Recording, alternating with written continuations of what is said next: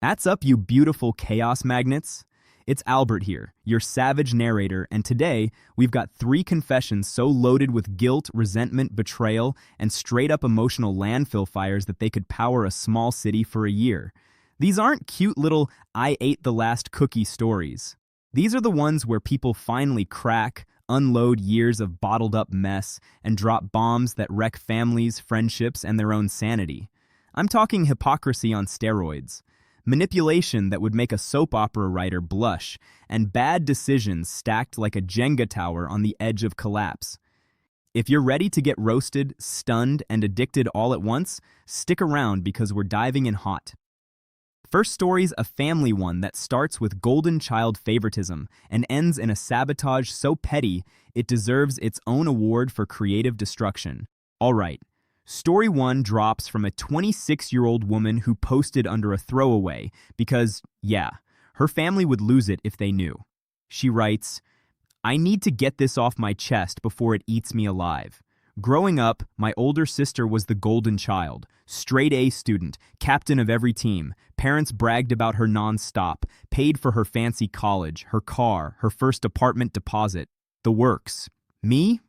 I was the afterthought. I busted my butt through community college on scholarships and 2 part-time jobs while they barely noticed I existed. The resentment just built and built, like a pressure cooker with no release valve. Fast forward to last year. She lands this huge promotion at her company, the exact same one I applied for and got rejected from months earlier. Family throws her this massive celebration party. Everyone's toasting to her hard work and dedication. But I knew the truth. I'd overheard her on a call months back taking full credit for an idea that came from her teammate. So in a moment of pure, ugly jealousy, I anonymously emailed HR with proof I pieced together from old shared family emails and documents. I exaggerated it just enough to make it look like she was systematically stealing credit across projects. Boom. Investigation launches. Her promotion gets yanked, she gets written up and demoted, and suddenly the family's falling apart. Parents are devastated, calling it a witch hunt. She's crying to everyone about how someone's out to get her, and I'm sitting there at family dinners playing the supportive little sister, nodding along like, "That's awful, sis." Inside, part of me felt this twisted satisfaction for once. But now the guilt is hitting like a truck. She's withdrawn, talking about quitting altogether, and my parents are fighting more than ever because the stress is tearing them apart. I thought it would feel like justice. It doesn't. Am I the villain here? This confession came with enough emotional damage to power a small city. The fake supportive sister routine? Chef's kiss to the hypocrisy. Some people do one bad thing. This woman built a whole personality around bad decisions and called it finally getting even. The guilt here is loud, but unfortunately common sense never joined the conversation. Imagine holding on to this mess for years and then dropping it like it was a casual life update at the perfect moment to nuke her big day. This is not just drama. This is a full emotional landfill fire. The parents who created the golden child monster in the first place, they set the stage and then act shocked when the black sheep bites back. The sister probably never saw it coming because she was too busy being perfect on their dime. And you, OP? Congratulations. You won the short-term satisfaction, long-term regret trophy. Everybody in this story needs therapy, accountability, or a long nap away from other humans. The takeaway? Jealousy doesn't fix your problems. It just hands everyone else a front-row seat to your meltdown. Brutal, but that's family for you. Whew, that one left me staring at the wall. But if you thought sibling sabotage was peak chaos, wait till you hear what happens when your so-called best friend turns your trust into a personal ATM with zero plans to pay it back. Smooth transition into story 2, folks. This one's from a 31-year-old guy who titled his post, "I destroyed my best friend's finances with lies and now I can't face him." He says, "Throw away because this is heavy. My best friend and I have been like brothers since high school. 15 years of everything together. A few years ago, I got into some dumb gambling trouble and racked up serious debt. Instead of owning it, I hit him up for a family emergency loan, claimed my mom needed surgery. He didn't even hesitate, scraped together $5,000. Paid me back? Never.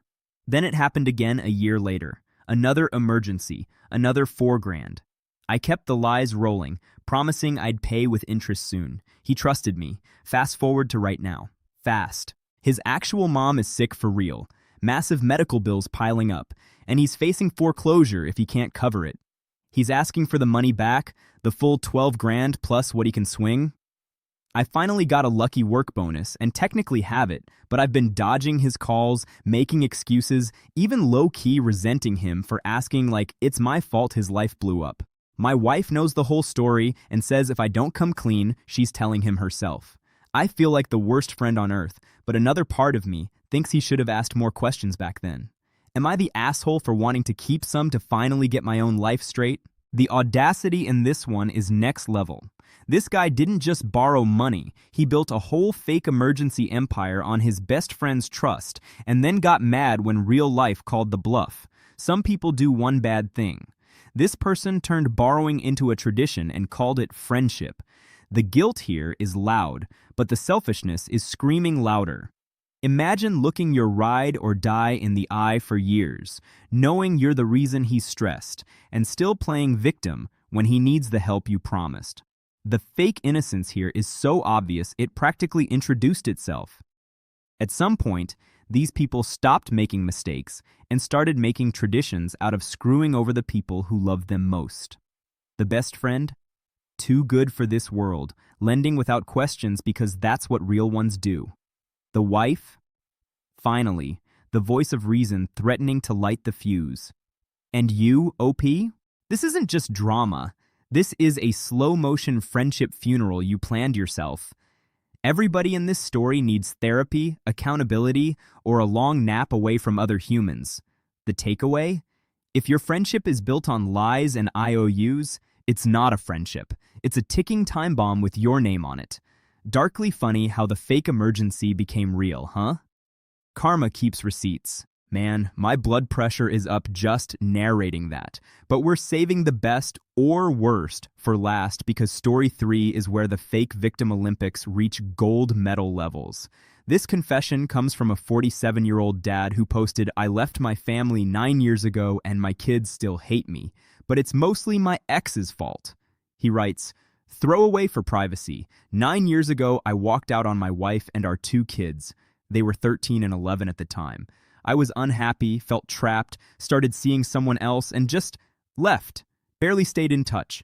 A few awkward calls, sporadic child support when I remembered, holidays when it suited me. The kids grew up resenting me, going low or no contact as adults. Now I'm alone, the new relationship crashed and burned, and I'm realizing how much I missed. I reached out recently trying to apologize, but they shut me down hard. My ex has clearly turned them against me with her version of events. I admit I wasn't perfect, but she was controlling and made everything about her drama. If she hadn't poisoned them, we'd have a relationship now. I'm finally getting this off my chest because the loneliness is crushing, but I still can't take all the blame.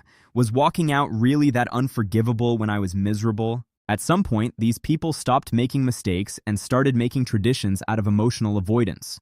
The fake victim card here is so obvious it practically introduced itself with a PowerPoint. This dad didn't just leave, he ghosted his own kids for nearly a decade, and then showed up shocked that resentment doesn't have an expiration date. The guilt here is loud, but the blame shifting is louder. Imagine building a secret escape plan in your head for years while your family plans family dinners, then acting surprised when they don't roll out the welcome mat. This is not just drama. This is a full emotional landfill fire that he started and now wants credit for noticing the smoke. The kids? They grew up learning that love is conditional and apparently decided to return the favor. The ex? Probably exhausted from carrying the whole parenting load while he played house elsewhere. And you, OP? Everybody in this story needs therapy, accountability, or a long nap away from other humans. The takeaway? You don't get to rewrite history just because the consequences finally caught up. Walking out is a choice. Owning it is the grown-up part you skipped. Whew. These 3 confessions have me rethinking every group chat, every family dinner, and every "I'll pay you back" text I've ever seen. So tell me, Reddit, which one of these was the most insane to you? Was it the sibling sabotage that turned a promotion party into a family funeral? The best friend money betrayal that proved some IOUs come with lifelong guilt? Or the dad who left and still can't quite take the full L? Drop your verdict in the comments, smash that like button if the roasting hit different, and subscribe for more raw, unfiltered, true off my chest reactions, because the internet never runs out of emotional chaos. I'm Albert. Stay savage, stay honest, and I'll catch you in the next one.